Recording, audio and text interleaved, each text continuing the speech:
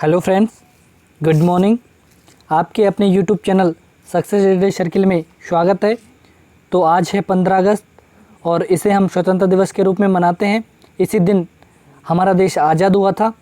तो सबसे पहले आप सभी को स्वतंत्रता दिवस की हार्दिक शुभकामनाएं। तो चलते हैं हम आज के हमारे पहले प्रश्न की ओर, जो कि स्टैटिक जीके से होता है। तो पहला प्रश्न है हमारा, प्रारूप समिति के सदस्यों की संख्या थी तो कितनी थी? ये थी 7। और 7 में कौन कौन थे? पहले थे बी आर अम्बेडकर, के एम मुंशी, मोहम्मद शादुल, अल्लादिया कृष्ण स्वामी अय्यर, एन गोपाल स्वामी अय्यर, डीपी खेतान। और डीपी खेतान की बीच में मृत्यु हो गई थी तो उनके स्थान पर टी कृष्णाचार्य इस समिति में शामिल हुए थे। और 7वें नंबर के थे वी एल मित्तर, और इन्होंने भी बीच में त्यागपत्र दे दिया था, तो इस कारण इनके स्थान पर एन माधव राय इस समिति में जुड़े थे। और इस समिति के अध्यक्ष थे बी आर अम्बेडकर, भीमराव अम्बेडकर इस समिति के क्या थे? अध्यक्ष थे। तो इस समिति का उद्देश्य क्या था कि जो बी एन राव द्वारा तैयार किया गया था प्रारूप, उसकी जांच करने के लिए 29 अगस्त 1947 को इस प्रारूप समिति का गठन किया गया था। और इस समिति ने 21 फरवरी 1948 को अपनी रिपोर्ट संविधान सभा को सौंपी थी। और प्रारूप समिति और बी आर अम्बेडकर द्वारा तैयार किए गए संविधान के दूसरे प्रारूप में 315 अनुच्छेद थे। कितने अनुच्छेद थे? 315। तो आगे बढ़ते हैं हम। हमारा अगला प्रश्न है, हाल ही में किस बीमा कंपनी ने स्पेशल रिवाइवल कैंपन नामक एक विशेष योजना प्रारंभ की है? तो ये किसने की है? भारतीय जीवन बीमा निगम ने। किसने की है? भारतीय जीवन बीमा निगम ने। तो इसके बारे में अपन थोड़ा सा जानते हैं। तो भारतीय जीवन बीमा निगम ने रुकी हुई पॉलिसियों को पुनः प्रारंभ करने के लिए इस योजना को प्रारंभ किया था। और यह योजना 10 अगस्त से 9 अक्टूबर तक चालू रहेगी, जिसके दौरान ग्राहक अपनी लैप्स हुई पॉलिसियों को पुनः प्रारंभ कर सकते हैं। तो जिसको भी करवानी हो तो वो इस योजना का ध्यान रखें। और बात आई है LIC की, तो LIC की स्थापना हुई थी 1 सितंबर 1956 को, और इसके अध्यक्ष हैं MR कुमार, और इसका हेडक्वार्टर है महाराष्ट्र में। कहाँ पर? महाराष्ट्र में भी। कहाँ पे? मुंबई में। ठीक है। तो आगे बढ़ते हैं हम। हमारा अगला प्रश्न है, हाल ही में सेल के अगले अध्यक्ष के रूप में किसे चुना गया है? तो किसे चुना गया है? ये चुना गया है शोभा मंडल को। किसको? शोभा मंडल को। और ये कौन है? शोभा मंडल ने सितंबर 2018 में सेल के निदेशक के रूप में पदभार संभाला था। इससे पहले वह नालको भुवनेश्वर में निदेशक थी, जिन्होंने नालको की पहली महिला निदेशक के रूप में पदभार संभालकर इतिहास रचा था। तो बात आई है सेल की, तो सेल की फुल फॉर्म है steel authority of India limited. और जो सार्वजनिक उद्यम चयन बोर्ड है उसके द्वारा ही शोभा मंडल को सेल के अध्यक्ष के रूप में चुना गया है। और जो सेल के वर्तमान अध्यक्ष हैं वो है अनिल चौधरी। कौन है वर्तमान अध्यक्ष? अनिल चौधरी इसके वर्तमान अध्यक्ष है। और इसमें जो हर्ष कुमार आए हैं वो हर्ष कुमार है कैपिटल इंडिया फाइनेंस के अध्यक्ष हैं, जो हाल ही में बने हैं। बात आई है सेल की, तो सेल की स्थापना हुई थी 19 जनवरी 1954 को, और इसका हेडक्वार्टर है न्यू दिल्ली में। तो बढ़ते हैं हम आगे अगले प्रश्न की तरफ। हमारा अगला प्रश्न है, विश्व अंगदान दिवस कब मनाया जाता है? ये मनाया जाता है 13 अगस्त को। कब मनाया जाता है? 13 अगस्त को।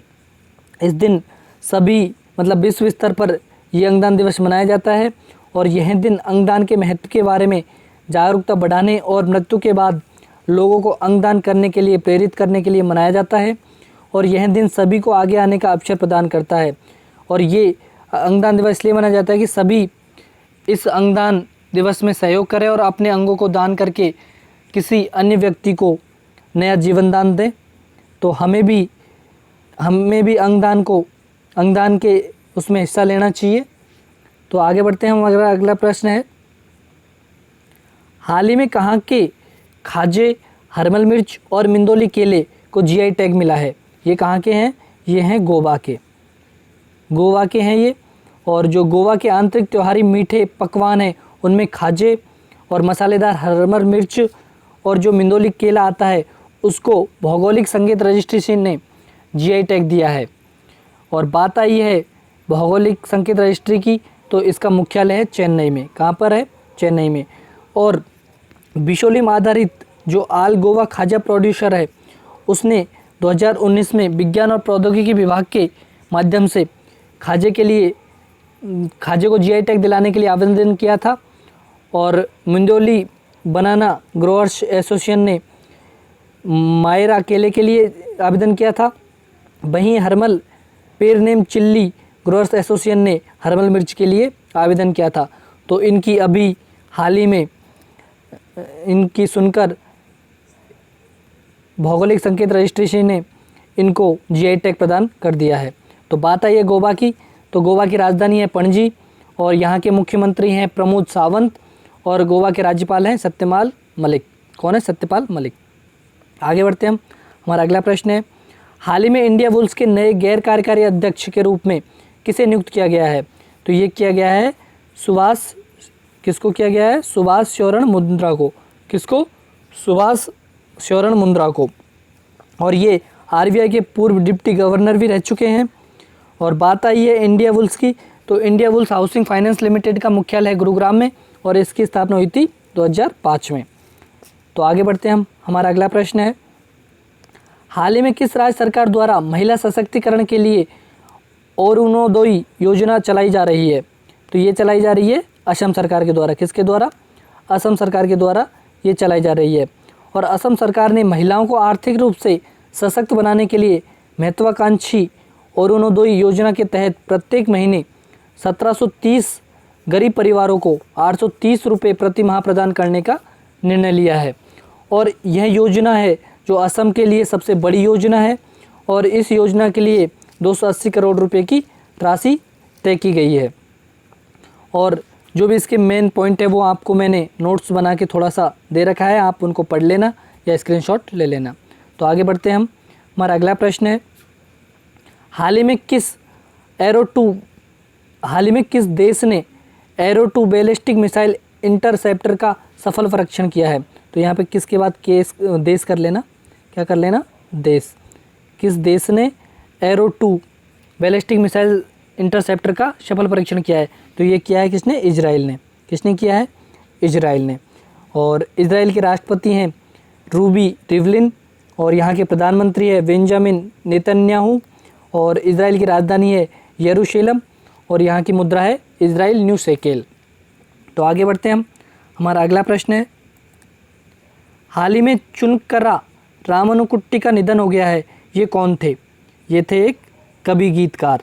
कौन थे ये? कवि गीतकार। और ये मलयालम के रहने वाले थे। कहाँ के थे? मलयालम के।